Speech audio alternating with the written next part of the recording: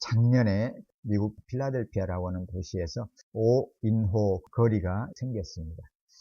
그전에는 36번가 그리고 해밀턴가 이렇게 이름을 불려왔었는데 한국명이죠. 오인호 이런 기념거리 이렇게 이름이 바꾸어서 거리 이름이 붙여지게 되었습니다. 이렇게 된 이유는 많은 이유가 있지만 크게는 이 이름과 관련해서는 두 가지 일이 있습니다. 우선 데이빗 오라고 하는 시의회 의원이 계시는데 이분이 한 해 전에 총격상을 당하고 치명적인 부상을 입게 되었습니다. 그래서 다시 펜실베니아 시민들에게 또 미국 사회에 큰 그러한 충격을 주었습니다.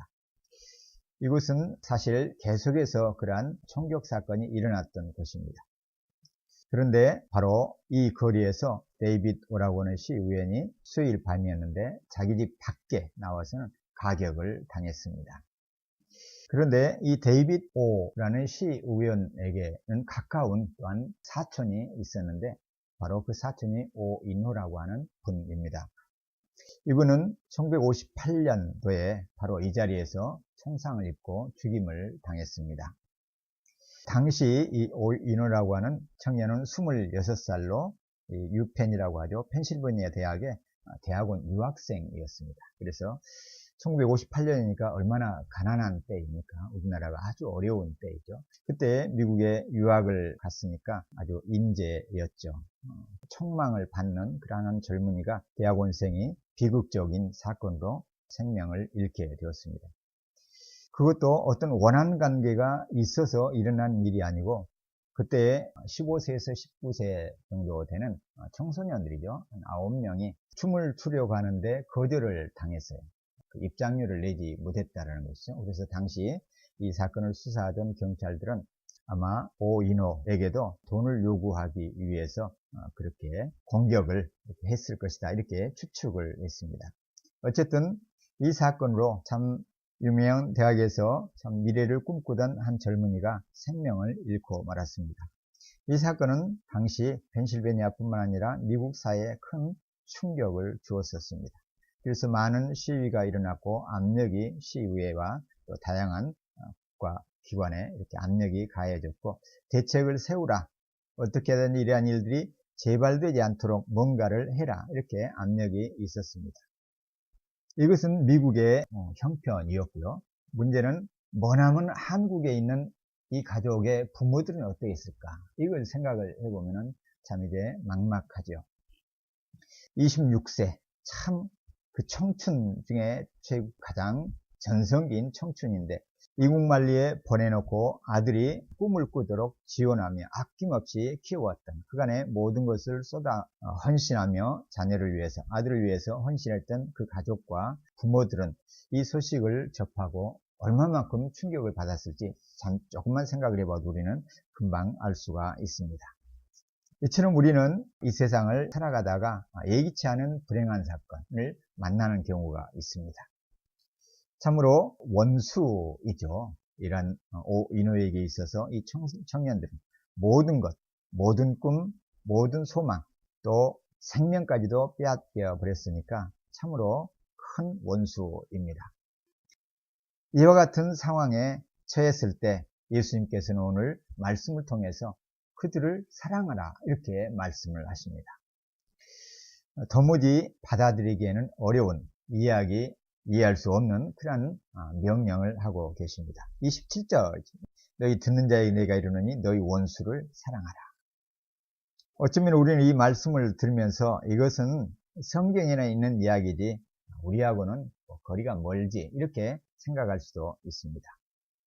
그러나 예수님의 말씀을 조금 벗어나서도 원수를 어떻게 대할 것인가, 즉 나를 해롭게 하고 해친 사람들을 어떻게 대할 것인가에 대한 인간의 보편적인 반응은 공통적인 부분이 있습니다. 예를 들면 하나님을 신앙하지 않았던 니체도 보면은 복수와 사랑에서 여자는 보다 야만적이다. 물론 여자에 대해서 조금 이렇게 소극적, 부정적으로 얘기를 하고 있지만 어쨌든 복수를 야만적으로 이렇게 봅니다. 스페인 속담에도 결행하지 않는 복수보다는 더 영예로운 복수는 없다. 그러니까 복수를 행하는 것보다 행하지 않는 복수가 더 영예롭다, 영예로운 복수다, 이렇게 얘기를 하죠. 더 나아가서 독일 속담에서는 용서, 그것이 가장 좋은 복수 방법이다, 이렇게 얘기를 합니다. 탈무드에서도 보면은 당신이 누군가에게 복수하고 나면 잠깐 좋은 마음이 들지 모르지만 당신이 남을 용서하고 나면 영원히 기쁜 마음을 갖게 될 것이다, 이렇게 얘기를 합니다. 프란시스 베이컨 같은 경우는 인간이 복수할 때 그 원수와 똑같이 돼버린다, 그렇지만 용서할 때는 원수보다 위에 있다, 이렇게 얘기를 합니다.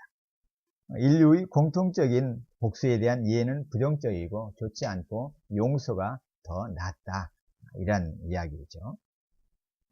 그런데 용서는 할 수가 있는데 주님은 오늘 사랑하라 이렇게 말씀을 하시니까 더 이제 어려운 겁니다. 어떻게 원수를 사랑할 수가 있을 것인가? 참 어려운 이야기죠. 그런데 우선 이 말씀의 시작을 보면은 그러나 이렇게 시작하죠. 즉 앞에서 네 가지 화를 얘기하신 다음에 그렇지만 그러나 너희 듣는 자에게 이 말을 전한다, 이렇게 말씀하셔요. 그러니까 앞에 있는 내용하고는 다르게 네 가지 화를 당하는 경우와는 다르게, 네 가지 화는 어떤 경우였습니까? 예수님 때문에 당하는 어려움들이 있을 때에는 거기에 대해서 어떻게 반응을 해야 될 것인가, 이렇게 말씀을 해 주셨죠. 예수님 때문에 사람들이 미워하고 배척하고 모욕하고 악하다고 할 때 이러한 때가 오히려 복되니까 기뻐하라, 천국에서 상이 크다, 이렇게 말씀을 하신 다음에 반대로 부유한 사람, 그리고 배부른 사람, 지금 배부른 사람, 그리고 지금 웃는 사람, 그리고 모든 사람들에게 칭찬을 받는 사람에게는 화가 있다, 이렇게 말씀을 하신 다음에 그렇지만 너희 듣는 사람들에게는 내가 말한다, 이렇게 말씀을 하십니다. 그러면서 너희 원수를 사랑하라.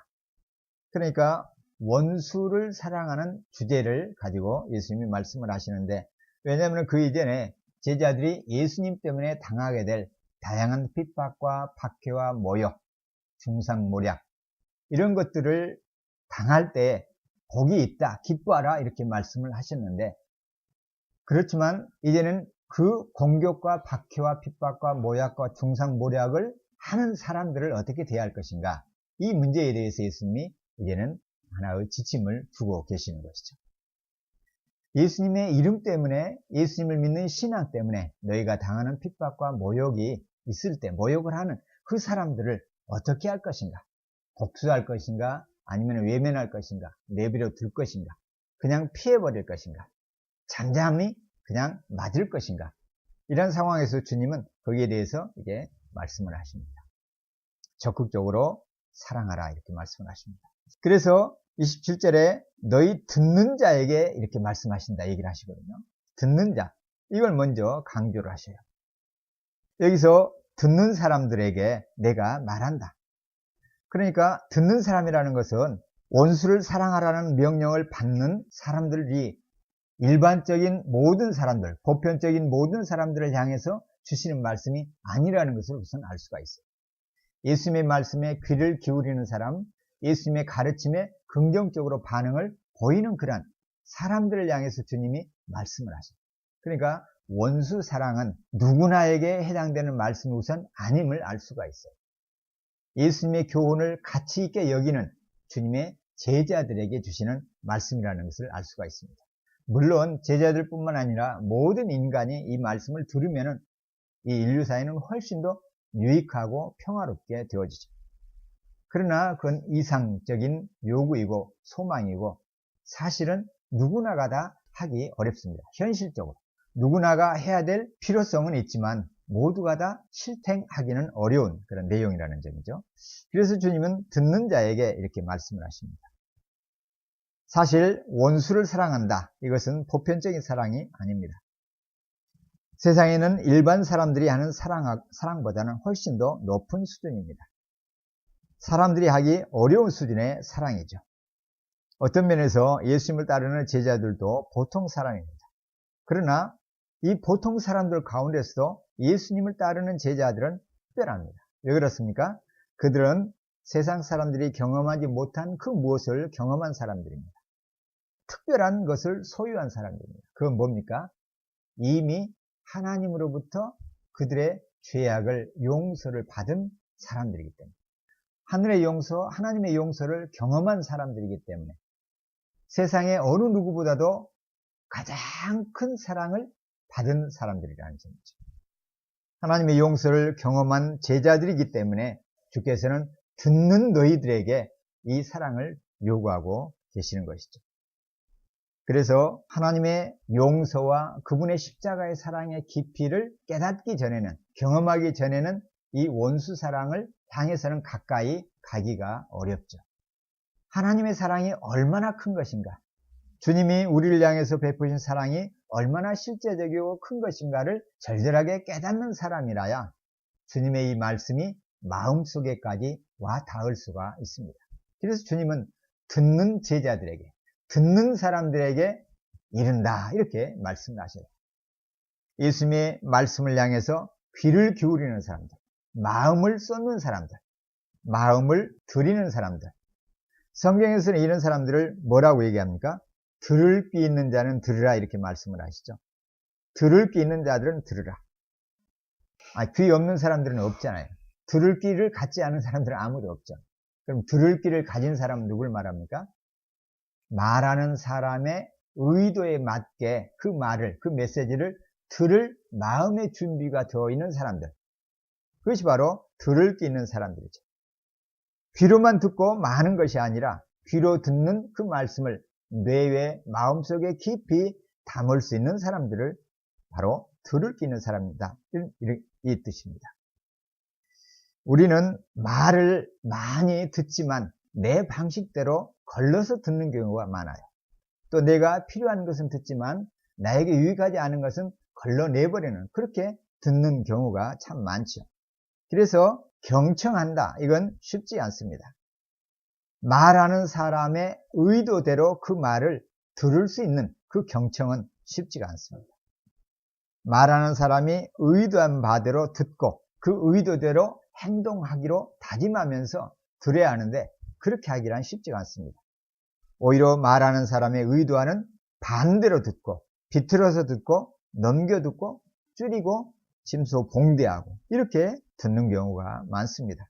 그래서 주님은 말씀하시는 거예요. 자, 내가 말한다, 제대로 들으라, 이 말씀이 한마디로 얘기합니다. 제대로 들어봐라, 내 의도대로 들으라는 말씀이에요. 그러니까 이 말씀을 하시기 전에 다음 나올 내용이 중요하다는 것을 알 수가 있죠. 잘 안 듣는 말씀이라는 것을 알 수가 있죠. 그런 다음에 주님이 말씀하시는 거예요. 너희 원수를 사랑하라. 이 말씀을 꺼내기가 쉽지가 않으셨던 거예요.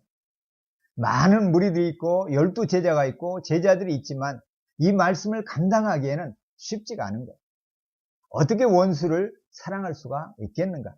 말도 안 되는 소리를 하고 있네, 이렇게 반응하기가 쉬운 내용이기 때문에 주님이 듣는 너희에게 말한다, 이렇게 말씀을 하고 계십니다. 참 잘 듣는 것 너무 소중하고 중요합니다.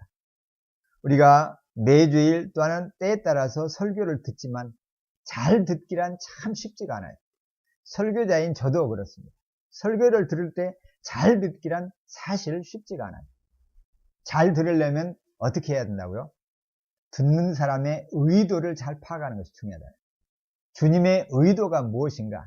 주님이 이 말씀을 통해서 뭘 말씀하시려고 하는가? 그걸 잘 생각해야 된다. 성경을 읽을 때도 마찬가지죠. 막 읽어 나가기보다는 왜 주님이 이 말씀을 하셨을까? 그때 지금 이 말씀을 누가 듣는가? 누구의 주님이 말씀하고 계시는가?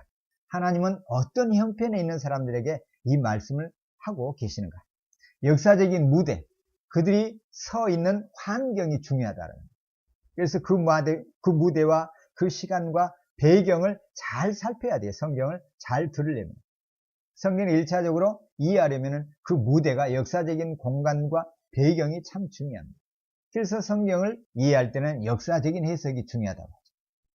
오늘 말씀도 마찬가지예요. 지금 어떤 상황에서 예수님이 하고 계시는가? 12제자를 세우고 많은 사람들이 그 오병이어 기적을 경험하고, 그래서는 주님이면은 모든 공급이 끝나겠다. 이 사람을 세상의 왕으로 임금으로 세우면은 우리의 모든 필요는 채워지겠다. 세상적인 기준에서 주님을 요구하고 그 주님을 가까이 하려고 하는 사람들, 병을 고치기를 원하는 사람들, 배고픔을 해결하려고 하는 사람들, 이와 같이 세상의 필요를 채우기를 원하는 사람들이 지금 몰려와 있습니다. 오직 관심이 뭡니까? 세상에서 내가 무엇을 얻을 것인가? 세상에 줄 수 없는 그것을 예수님을 통해서 내가 뭘 채울 것인가? 여기에 관심을 갖는 무리들이 지금 앞에 놓여 있는 거예요. 그러면은 보통 세상의 스승 같으면은 그들이 요구하는 것을 중점적으로 메시지를 하겠죠. 그들이 가려워하는 것을 긁어주는 주제를 선택하고 거기에 맞는 것을 채울 것입니다. 과연 주님은 지금 그렇게 하고 계시는가?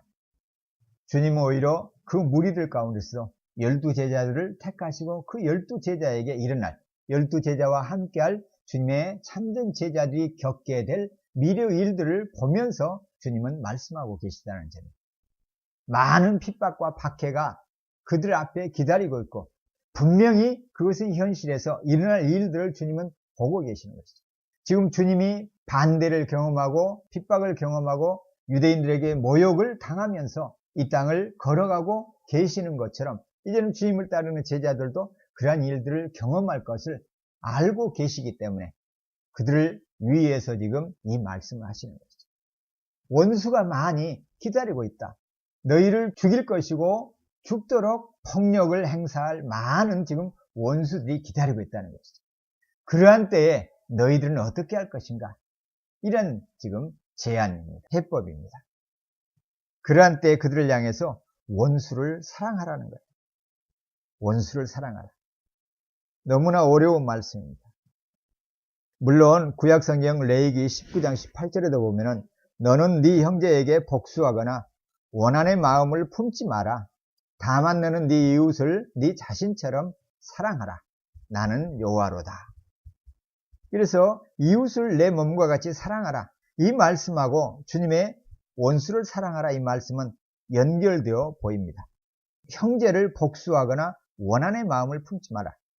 그런데 여기에서 구약 모세 오경 가운데 주시는 말씀은 형제에게, 이스라엘 백성들을 향해서 너희 형제에게 그렇게 하지 말라는 말씀입니다. 너희 형제란 누굽니까? 유대인들이죠. 같은 유대교를 신봉하고 있고 아브라함의 후손이라고 생각을 하고 있고 여호와 하나님을 신앙하고 있는 믿음의 공동체, 믿음의 형제들을 향한 자세를 말씀하고 계시는 거예요. 출애굽기 23장 4, 5절에는 이렇게 말씀을 하셔요. 네 원수의 소나 나귀가 길을 잃은 것을 보면 반드시 주인에게 데려다 주어라. 네가 만약 너를 미워하는 사람의 나귀가 짐이 너무 무거워 주저앉아 있는 것을 보면 거기 그냥 놔두지 말고 반드시 도와서 일으켜 주어라. 이렇게 명령하고 계십니다. 그러나 이것은 이스라엘 공동체 속에서의 사회윤리로서 개인이 해야 될 의무를 말씀하고 계시는 것입니다. 어떤 면에서는 내 편인 것이죠. 큰 틀 안에서는. 그 공동체 안에서도 미운 사람, 원수 같은 사람이 있는 것이죠. 아무리 같은 유대인일지라도 나를 공격하고 폭력을 가하고 모욕을 주고 심지어는 목숨을 빼앗는 그런 사람들이 있을 수가 있어요. 그런 사람들을 향해서 주님은 그래도 사랑하라 이렇게 말씀을 하십니다. 이것이 이스라엘 하나님의 백성들의 기본적인 덕목입니다. 잠언에서도 보면은 잠언 17장 5절을 보면은 누구든지 남의 재앙을 보고 고소해야 하는 사람은 형벌을 면하지 못한다 이렇게 말씀을 하십니다. 남의 불운을 보면서 좋아하지 말라는 것이죠. 24장 17절에서도 너는 네 원수가 넘어져도 즐거워하지 말고 그 원수가 걸려 넘어질 때 기뻐하지 말라. 우리는 원수가 실패하고 좌절하고 무너지면은 마음에 한켠에 기쁨이 들어올 수가 있는 것이죠. 속이 시원할 수가 있습니다. 그러나 잠깐 그러할지라도 그 마음을 진정으로 그렇게 하지 말라는 것입니다. 인간이기 때문에 그런 마음이 순간 들어올 수가 있습니다. 그러나 계속해서 그것을 지속적으로 그걸 즐거워하거나 기뻐하지 말라는 것이죠. 원수 무너짐까지도 즐거워하지 말라는 겁니다. 오히려 잠언 25장 21절 이하에 보면은 네 원수가 굶주리면 먹을 것을 주고 목말라 하면 마실 물을 주어라. 적극적으로 도우라고 말씀을 하셔요. 굶주림과 목마름은 인간의 기본적인 필요죠. 이것까지 거두지 말라는 것입니다. 그러한 사람들에게 이런 말씀을, 이런 약속을 주시오. 너희가 굶주린 원수에게 먹을 것을 주고 목마른 원수에게 마실 물을 준다면은 원수의 얼굴을 부끄럽게 하는 것이다. 이 말은 무슨 말입니까? 원수 머리 위에 숯불을 피운다. 이 말씀을 우리말 성경은 그렇게 얘기를 하고 있죠. 마치 원수를 선하게 대하면 원수 머리에 숯불을 얹어놓는 것처럼 원수를 괴롭힌다. 이런 말이 아니고 숯불을 가까이 하면 얼굴이 발갛게 이렇게 익어오르잖아요. 그래서 조금 의역하게 되면 부끄러워한다는 겁니다. 아, 이 사람이 내가 이렇게 괴롭힌데도 나를 선대하네. 아, 양심상 참 나는 참 부족하다. 이 사람은 겉으로는 그렇지 않을 수가 있지만 속으로 부끄러움을 깨닫게 되어지는 것이죠. 물론 그렇지 않은 경우도 많죠. 그렇지만 어쨌든 그러한 원수라고 할지라도 필요를 채우고 사랑하고 섬기면은 양심 있는 자라고 하면은 얼굴이 뜨뜻해지는 그런 부끄러움을 갖게 된다는 것입니다. 훨씬 더 원수를 향해서 적극적인 대응이죠. 그러나 또한 이 귀한이란 응대의 태도도 있지만 사실 유대인들에게 있어서 이러한 귀한 말씀이 있었음에도 불구하고 예수님 당시 유대인들은 꼭 그렇게 여기지만은 않았어요. 원수를 향해서 정당하게 보응하는 것을 바른 이렇게 태도로 여기는 경우도 있었어요. 특별히 쿰란 공동체에 살고 있었던 그 신앙 공동체가 있었죠. 초대교회 당시에. 그들에게는 더욱더 그랬어요. 오히려 원수가 공격을 하면은 정당하게 돌려주어야 한다. 그런 정당하게 돌려줄 권리가 있다. 이렇게 가르치는 경우도 있었습니다. 그러니까 어떤 면에서 정당 방어를 옹호했던 것이죠.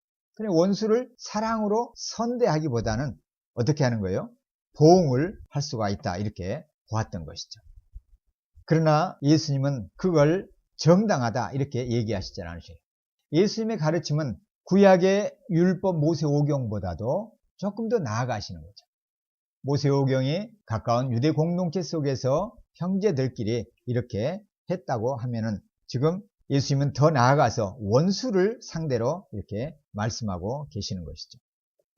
또 쿰란 공동체와 같이 정당한 복수 권리를 주장했던 그러한 것에 떠나서 그런 것과는 다르게 주님은 오히려 원수를 사랑하라 이렇게 말씀을 하고 계십니다. 그러니까 훨씬 더 적극적인 그리고 긍정적인 그런 명령이시고 요구이신 것이죠. 제가 그 조르주 루오라는 그림을 주보에 같이 이렇게 넣었는데요. 한번 주보를 한번 보시죠. 참고 한번 해보시죠. 조르주 루오는 1800년대 후반에 태어나서 1900년대 중반까지 이렇게 활동했던 프랑스의 유명한 화가이죠. 그리고 판화가입니다. 이분은 신실한 하나님의 사람이었습니다. 그런데 성직자가 되고자 하는 그런 마음도 있었지만 본인은 그림을 통해서 하나님의 메시지를 전해야 되겠다. 이렇게 해서 작품을 많이 남겼습니다. 물론 주제가 또한 다양한 주제, 인간의 생명, 또 거리의 그 가난한 사람들을 주로 주제로 삼고 그들을 이렇게 담기도 하고 또 거리에서 매춘하는 그런 여성들을 대상으로 그들을 주제로 판화에 이렇게 옮기기도 했던 분입니다. 그렇지만 이분의 마음은 일반인들 가운데서 어떤 메시지를 찾으려기보다는 거리에서 버림을 받고 무시를 당하고 외면당하는 그러한 사람들을 찾아서 그들의 모습을 담음으로 하나님의 관심이 더욱더 그러한 낮은데 비천한 데 있음을 보여주려고 했던 것이죠. 그림을 한번 보십시오. 어떤 느낌이 드시는가요? 판화라 확실히 강렬하죠. 그림의 맨 위쪽에 보면은 예수님의 초상처럼 보이죠. 그리고 거기에는 이제 빛이 이렇게 들어와 있고 그리고 몇 분의 사람이 있습니다. 초상화 밑에. 그리고 맨 오른쪽에는 천사와 같은 모습이 보이죠. 날개가 있고 그 뒤에는 환한 빛이 있고, 그리고 그 왼편에는 어떤 한 분이 머리를 숙이면서 그 들려져 있는 한 사람의 발을 이렇게 잡고 있죠. 그리고 그 바로 발 안쪽에는 어린아이가 하나 이렇게 엄마 품에 기대듯이 머리를 기대면서 그렇게 있어요. 그리고 이렇게 거의 기진맥진해 있는 한 분이 중앙에 이렇게 보이죠. 그 중앙에 있는 분의 모습을 한번 잘 살펴보십시오. 왼쪽 눈은 어떻게 되어 있어요? 완전히 감겨 있죠. 오른쪽 눈도 마찬가지인데 왼쪽 눈은 완전히 내려와서 눈꺼풀이 이렇게 닫혀 있는 것을 볼 수가 있어요. 그리고 얼굴에는 흉터 자국, 긁힌 자국들이 이렇게 있음을 볼 수가 있죠. 그리고 다리는 많이 이렇게 맞은 듯이 뭐가 보입니까? 자국이 막 보이죠. 그리고 오른손은 왼쪽 가슴을 이렇게 부둥켜 붙들고 있음을 볼 수가 있습니다. 그리고 왼손은 어떻게 있습니까? 축 늘어져 있죠. 그리고 왼쪽 갈비 쪽에는 십자가 모양이 있고 완전히 이렇게 갈라져 있는 그런 것을 볼 수가 있죠. 그리고 아래에 배꼽 있는 쪽도 배꼽이 주변에는 까맣게 이렇게 되어 있습니다. 뭘 우리가 이 그림을 통해서 연상할 수가 있습니까? 이제 거의 생명을 잃어버린, 생명이 있어 보이지 않는 한 사람을 지금 천사와 한 어떤 사람, 그리고 아이가 있는 이런 사람들이 지금 겨우 끌고 어두컴컴한 그 환한 부분은 아마 빛이 들어오는 걸로 봐서 문으로 보여지죠. 그러니까 어디 동굴 속으로 보여지죠. 무덤 안입니다.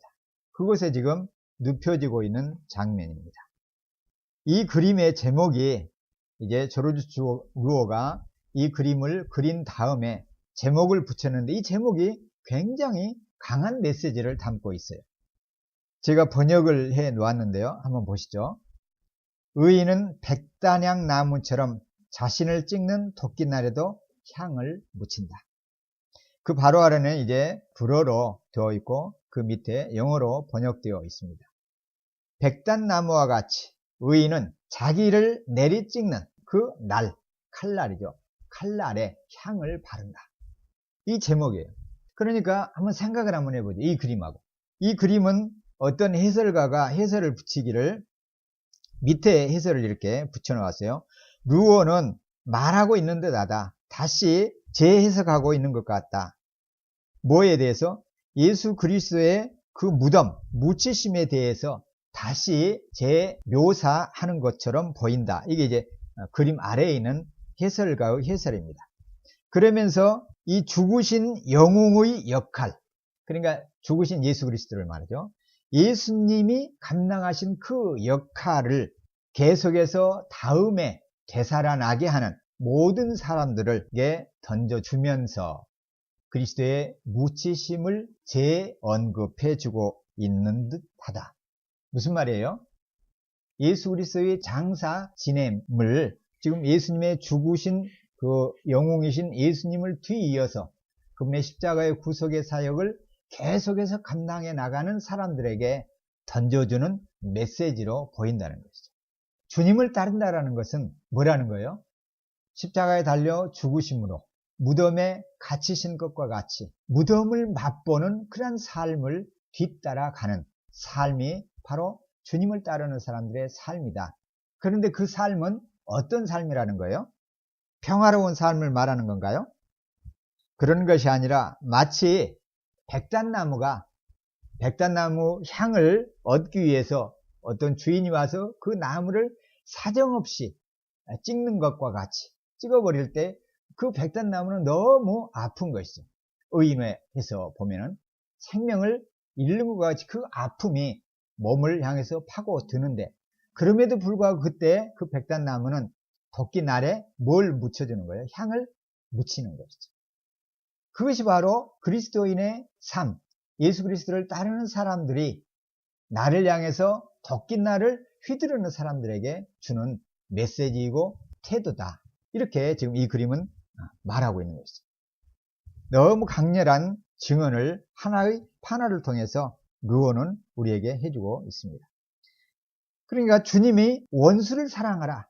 이 말씀이 바로 한 그림으로 표현하면 루어의 의인은 백전나무처럼 자신을 찍는 토끼날에도 향을 묻힌다. 이 주제와 같이 주님이 원수를 사랑하는 말씀을 우리가 그렇게 듣게 되는 것입니다.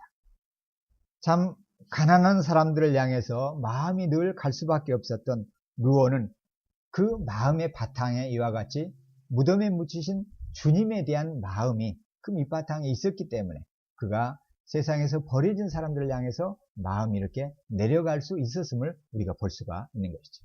원수를 사랑한다는 말은 바로 이러한 태도라는 것이죠. 주님이 십자가에서 짊어지시면서 원수까지도 용서하셨던 그 주님의 길을 걷는 것, 그것이 바로 원수를 사랑한다는 것입니다. 천상병 시인을 아마 많이 들어보셨을 것입니다. 천상병 시인은 소위 말하는 그 동백림 사건이죠. 1967년에 동백림 사건에 연루되어서 투옥되었고 감옥에서 고문을 받다가 몸이 망가졌습니다. 그래서 그 이후로도 계속해서 망가진 몸 때문에 몹시 고생을 겪으면서 살았던 분이죠. 참 이분도 그 인재였죠. 그럼에도 불구하고 전혀 근거도 없는 그때 군사 독재 정권이 만들어낸 사건에 연루되어서 전기 고문을 당하다가 몸과 정신이 망가진 분이었습니다. 참 처참한 삶을 살았죠. 너무 억울하기가 그지없죠. 그분의 시 가운데 이런 시가 있습니다. 자신이 당한 처참한 경험을, 순환을 이렇게 표현하고 있는데요. 이젠 몇 년이었는가? 아이론 및 와이셔츠 같이 고문당한 그날은 이젠 몇 년이었는가?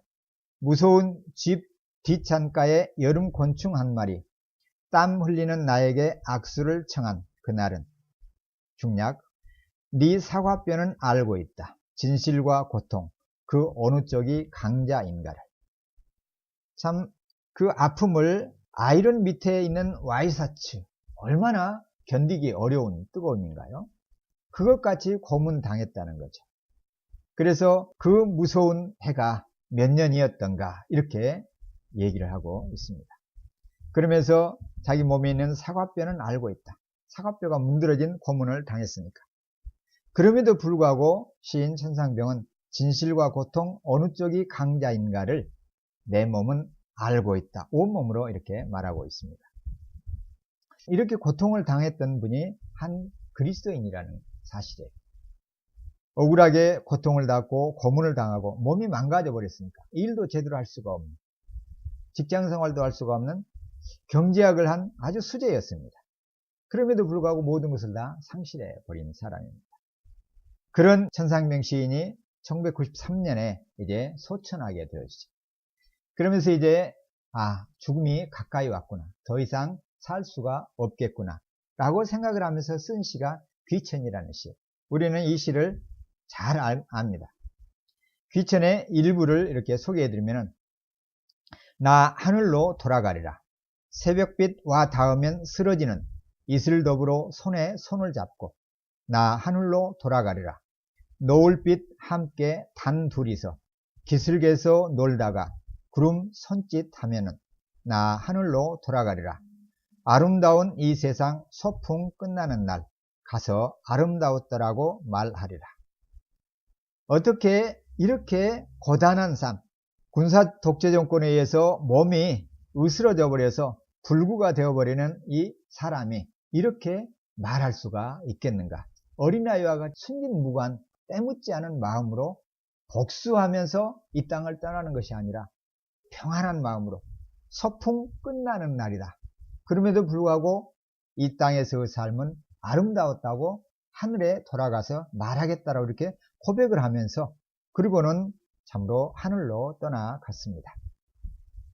시인은 아무리 고통스럽고 원수가 뜀박질하는 이 땅이었고 불의한 정권이 정권을 잡고 의를 박해하고 왜곡하는 그러한 현실에서 살았을지라도 천국에 대한 소망, 이 땅이 나그네의 삶, 본향이 아니라는 것을 알고서는 모든 원수들을 가슴에 묻고 용납하고 이 삶마저도 즐거운 소풍이었다. 이렇게 고백하고 아름다운 소풍이었다. 이렇게 말하고 본향으로 떠나갔습니다. 자신의 삶, 아니 우리 인간을 향해서 인간의 삶이란 하늘에서 지구로 소풍을 왔다가 되돌아가는 하나의 여정이다. 이렇게 말하듯이 예언자적으로 외치고는 묵묵히 그야말로 하나님의 품 안에 안겼습니다. 아마 일반 사람 같으면은 이런 불의한 정권을 향해서 악감을 품고 복수하기 위해서 어쩌면 평생을 이를 갈며 지내다가 아마 떠나기가 쉬웠을 것입니다.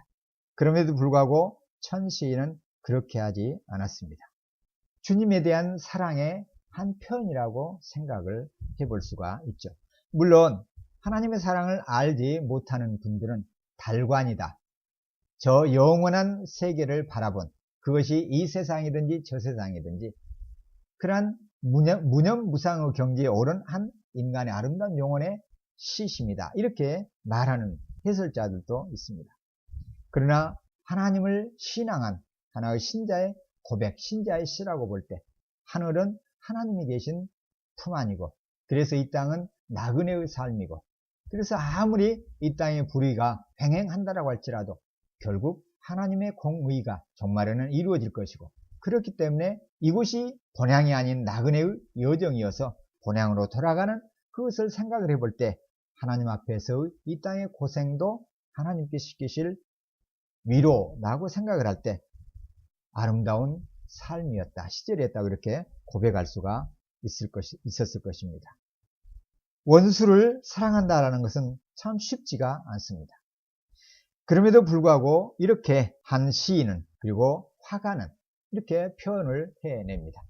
하나님의 사랑과 예수 그리스도의 용서를 경험한 사람이라고 하면은 원수 사랑이 인간의 힘으로는 어렵다는 것을 압니다. 그렇지만은 어떻게 가능하다라는 것도 압니다. 내 힘으로는 불가능하지만 내 안에 계신 하나님의 은혜가 있고 하나님의 성령이 나를 다스리고 계시기 때문에 그분께서 베푸신 은혜를 힘입어 라고 하면은 가능하다. 이렇게 믿고 행동하는 것이 바로 그리스도인의 삶의 모습입니다. 우리는 주기철 목사님의 삶, 그리고 손양은 목사님의 삶을 거론하지 않아도 그분들이 보여준 삶을 통해서 우리는 잘 알 수가 있습니다. 원수까지도 자녀로 삼을 수 있는 그 뜨거운 사랑이 십자가의 사랑인 것이죠. 주님은 바로 그래서 이걸 말씀하시는 거예요. 사실 이것은 주님이 먼저 보여주셨죠. 누가복음 23장 34절에 보면은 십자가에 매달고 소리를 지르고 그러는 원수들을 향해서 주님은 용서를 선포하면서 몰라서 그러는 것이다 라고 말씀을 하시면서 용납하시는 주님의 모습을 봅니다. 이것은 또한 주님의 제자들 가운데 바로 사도들도 그렇게 했습니다. 특별히 사도행전 7장 이하에 보면은 스데반 집사의 경우도 돌에 맞아 죽었습니다. 그러면서 죽어가면서도 하늘을 바라보면서 하나님께 그들을 향해서 용서를 구합니다. 저들이 지금 하는 행동을 이유를 알지 못합니다. 그러면서 용서를 구하는 모습을 볼 수가 있습니다. 주님의 진정한 제자라고 하면은 이와 같이 원수를 향해서도 끝까지 사랑을 할 수 있는 은혜와 능력이 그 안에 샘솟고 있기 때문에 이렇게 할 수가 있는 것이죠. 성령으로 충만한 그리스도의 제자의 삶은 이러한 삶이라는 것을 주님이 먼저 가르쳐 주신 것입니다. 스데반도 우리와 똑같은 주님의 제자였습니다. 성령으로 충만하여서 그렇게 할 수 있었던 것입니다. 로마서 12장 16절 이하에서 보면은 사도 바울을 통해서 주님은 이렇게 말씀을 하십니다. 서로 마음을 같이하고 교만한 마음을 품지 말며 오히려 비천한 사람들과 사귀고 스스로 지혜 있는 채 마십시오. 아무도 악을 악으로 갚지 말고 모든 사람 앞에서 선한 일을 힘써 행하십시오. 여러분이 할 수만 있으면 모든 사람들과 평화롭게 지내십시오. 사랑하는 형제들이여, 여러분이 스스로 원수를 갚지 말고 하나님의 진노하심에 맡기십시오. 기록되기를 원수를 갚는 것이 내게 있으니 내가 갚아주겠다고 주께서 말씀하십니다. 주님은 사도 바울을 통해서 악에 지지 말고 선으로 악을 이기라 이렇게 말씀하십니다. 선으로 악을 이기는 것이 바로 원수를 사랑하는 것이라는 거죠. 데살로니가전서 5장 15절 이하에서 바울을 통해서 주님이 이렇게 말씀하십니다. 여러분은 아무도 악을 악으로 갚지 못하게 하고 오직 서로에게 그리고 모든 사람에게 대하여서 항상 선을 쫓으십시오. 모든 사람, 여기 안에는 우리에게 좋은 것을 해주는 사람도 들어가죠. 가족도 들어가고 친구들도 들어갑니다. 그러나 그렇지 않는 원수들도 여기에 들어갑니다. 모든 사람에 대해서 항상 선을 쫓으십시오. 그런데 사실 우리에게 원수 같은 사람은 멀리 있는 사람이 아니죠. 가까이 있는 사람이에요.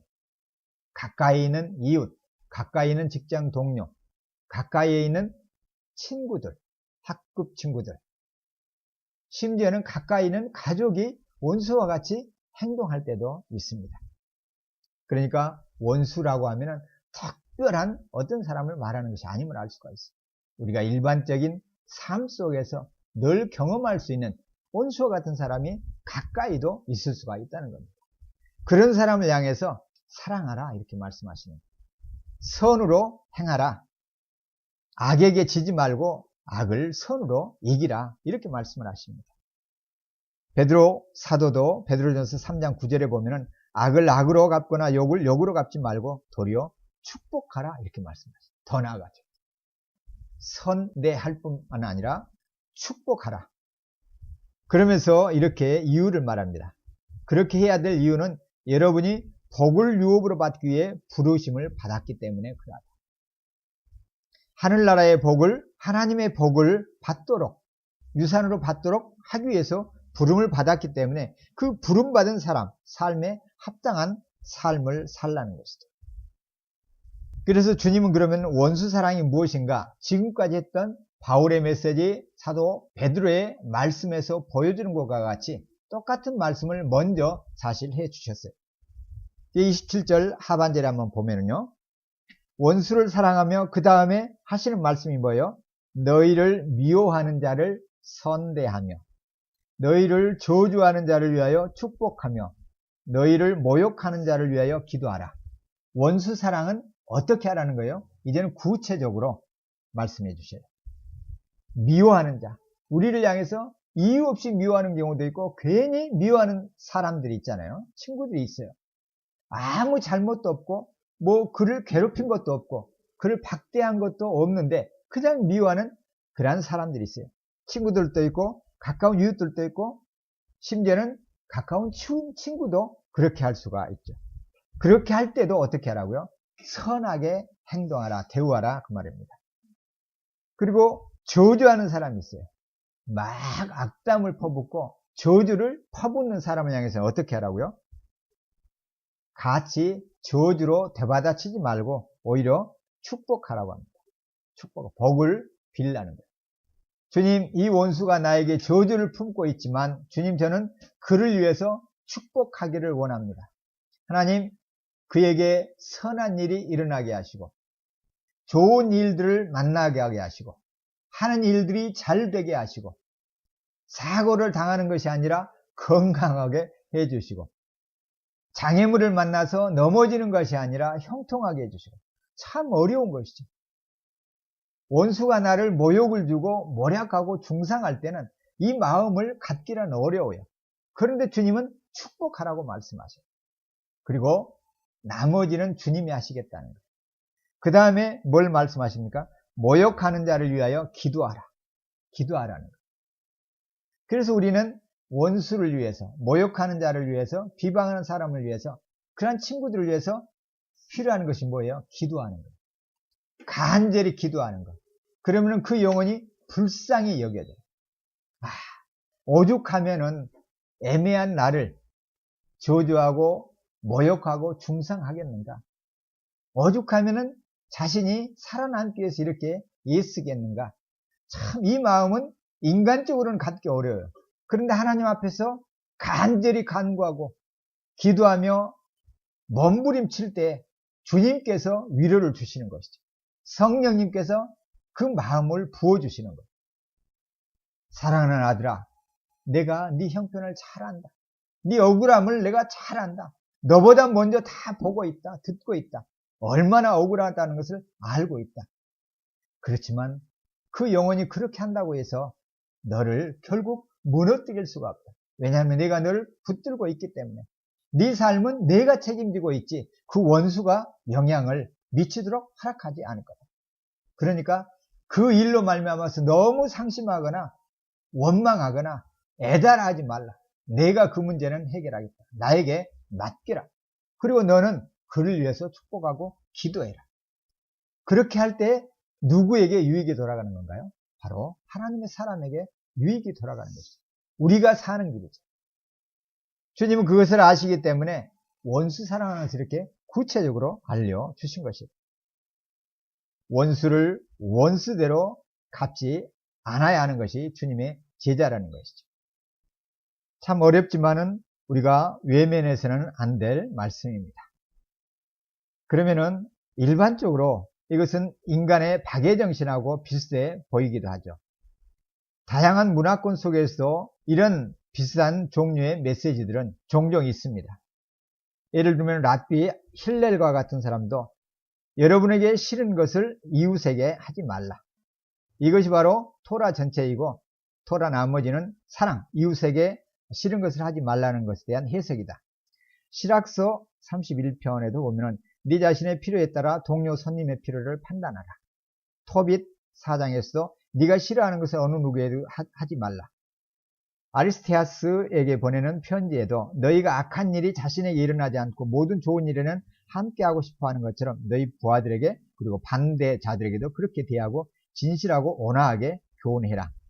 이유는 하나님께서 모든 사람을 매우 온화하게 대하시기 때문이다. 필로도 히포테티카에서 이렇게 얘기를 합니다. 누가 되었든지 그가 당하기 싫은 일은 무엇이든지 그에게 하지 말라. 헤로도토스도 나는 내 이웃에게 비난이 돌아갈 일은 하지 않겠다. 이 유교권의 공자도 이렇게 선집에 보면은 이렇게 얘기를 합니다. 네가 당하고 싶지 않은 것은 남에게도 하지 말라. 요약하면은 이것이죠. 우리가 원하지 않는 일은 남에게 하지 말라. 이것은 어느 문화권에도 있음을 알 수가 있습니다. 그러나 예수님이 말씀하시는 것은 이러한 소극적인 것, 내가 싫은 것을 남에게 하지 말라는 이 정도의 차원이 아니죠. 그 정도의 것이 아니라 더 나아가서 원수가 나에게 저주하고 비방하고 모욕하고 그런 원수에게라도 어떻게 하라는 거예요?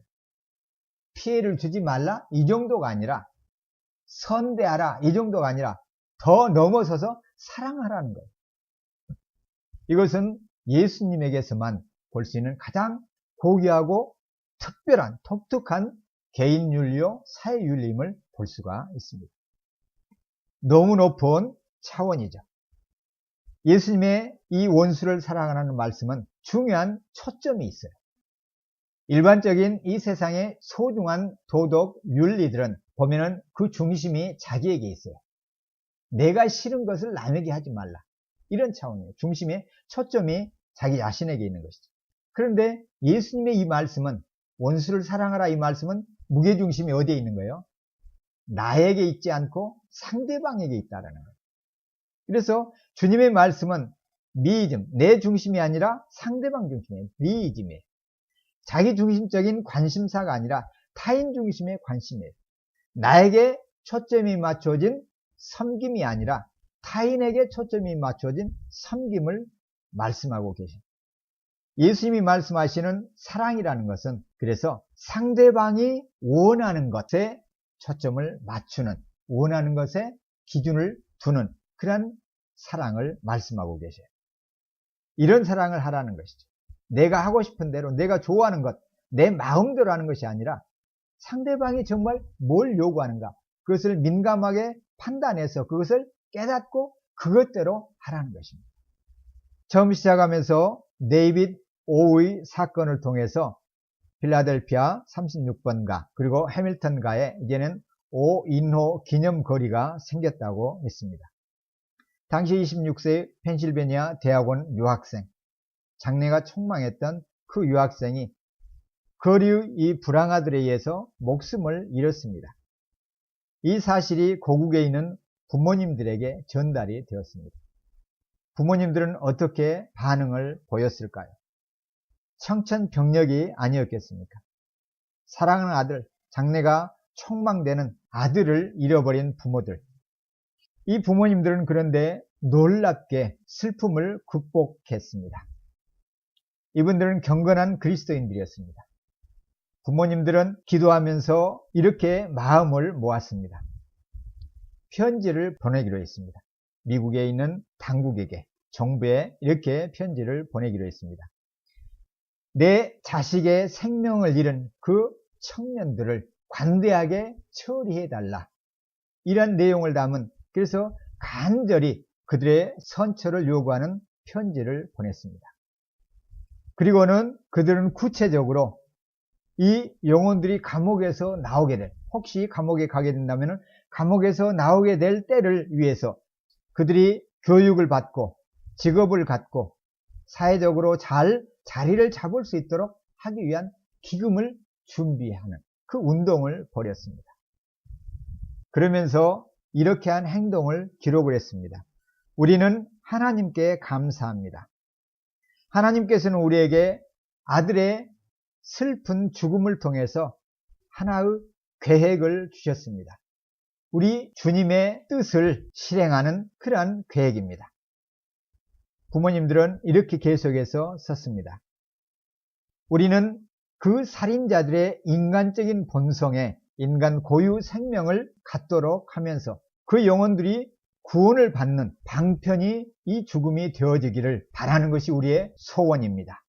이런 내용을 담은 편지를 미국으로 보냈습니다. 참으로 고귀한 대응이죠.